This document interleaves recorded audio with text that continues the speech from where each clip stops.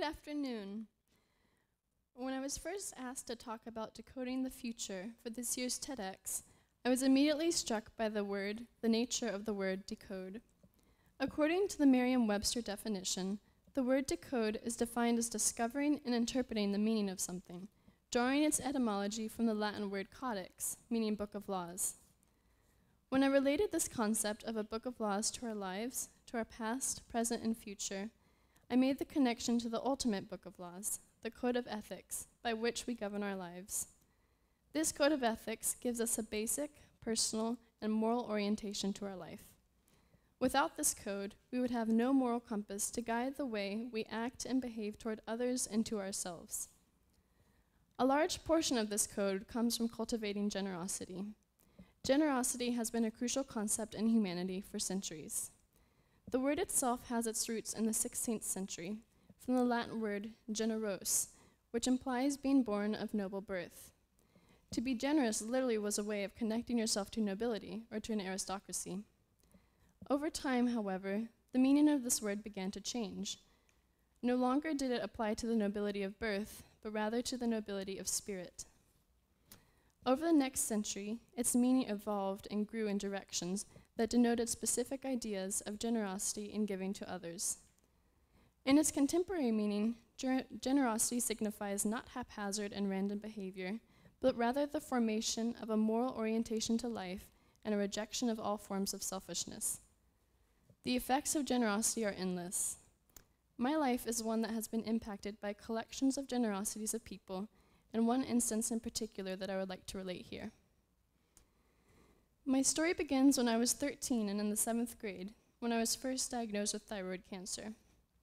After I survived my first round of surgery and radiation and was pronounced to be in remission by my doctors after only a few months of treatment. However, a little more than a year later, I found myself back in the doctor's office with another grim diagnosis. The cancer had come back and had invaded my throat, chest, and lymph nodes. I was devastated. I was only 14 years old and was already facing the grim truth of an uncertain future. The doctors began to plan a surgery in hopes of eradicating all the cancer, and I was dreading it. But things were about to change. 3 of my dear friends, Jenny Branch, Peter Hill Cooney, and Chelsea Cook, who were graduates from the SCAD fashion program, were arranging to fly me to New York City for a full week before my surgery. I was struck not only by the thoughtfulness of their offer, but also by the sheer magnitude of their generosity. These 3 aspiring designers, who were living in a shoebox in the East Village on their near non-existent wages, were going to fly me to the city of my dreams to experience their life in the fashion industry. But my impression of generosity was about to be expanded to its limit. These 3 wonderful souls contacted all the people they knew in the New York City fashion business, and soon, their story reached the ears of famed designer Marc Jacobs, who was so touched that he called his dear friend Bridget Foley, who's the editor of Women's Wear daily fashion publication, and hoped that she could arrange a week of fashion extravaganzas for me, and that she did. Bridget arranged for New York's top designers, such as Alexander Wang and Zach Posen, to take me through their studios so I could see firsthand their brilliant creations coming to fruition. Not only did she arrange a week filled with incredible experiences, such as touring the Metropolitan Museum of Art's Costume Institute, but she also offered her apartment as a place to stay and her driver George to escort us through the city. Her never-ending generosity did not stop there. In addition to meeting Alexander Wang, Zach Posen, Alexis Patar, Philip Cranji, and many other brilliant designers, she also arranged for us to have lunch with Oscar de la Renta, one of the world's foremost designers, and his dear friend Andre Leontali of Vogue, in Oscar's design studio on 7th Avenue. Even though I don't possess celebrity status or immense wealth, Oscar treated me with the utmost respect and gentlemanly behavior, as though I were one of his clients. He treated us to a delicious lunch in his studio, where we engaged in conversation bridging from architecture to zoology, and where I learned that he too was a cancer survivor. After lunch, he took me through his studio, where he showed me his gorgeous upcoming collection. After seeing my delight in these beautiful creations, he pulled one of the dresses from the rack and instructed me on how a true couturier never lets a woman leave his studio without personally fitting the dress to perfection, which he proceeded to do with me. I couldn't speak for a good 30 seconds, astounded that this man, this genius fashion designer, was so incredibly giving. But yet again, generosity did not end here.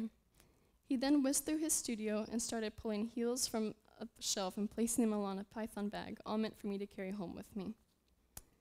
Oscar's ultimate act of generosity was his offer of a summer internship in the design studio, which simply overwhelmed me. What he may not have realized is that although these tangible gifts were precious to me, what affected me more was the sheer intent of his actions. Today, I feel exceptionally honored to be wearing this Oscar de la Renta dress. He knew how vulnerable and broken I was due to my illness, and he sought only to fill these gaps with his never-ceasing acts of generosity. Although he didn't expect anything in return, Oscar gained an avid supporter and future design intern that afternoon. But what I received over the course of that week was so much more than mere accessories, experiences, and garments. Jenny, Peter, Chelsea, Bridget, and Oscar taught me the value of generosity in the vast network of designers and artists, and how it is an intrinsic component of success in the design world today. Due to their immense generosity and kindness, they set me up for future success in the design business and taught me the importance of giving to others just as they gave to me. Not only did they pave the way for enormous opportunities, but they also gave me the ambition and desire to succeed first and foremost in beating my cancer, which I did, but also to give to others what they gave to me. As a young artist and future cog in the wheel of the design world, it is my duty to share with others what has been so freely and openly shared with me. The future of every industry depends and thrives on young people just like me, waiting to share ideas, concepts, and work with the rest of the world. We cannot do that alone, and this is not a one-way street. Generosity not only enhances the lives of those to whom it is given, but also to those who have given it. If we have a future that involves no generosity, then we have no future at all. So thank you to Jenny, Peter, Chelsea, Oscar, and Bridget for opening my future and my eyes to the most important lesson of all. Thank you.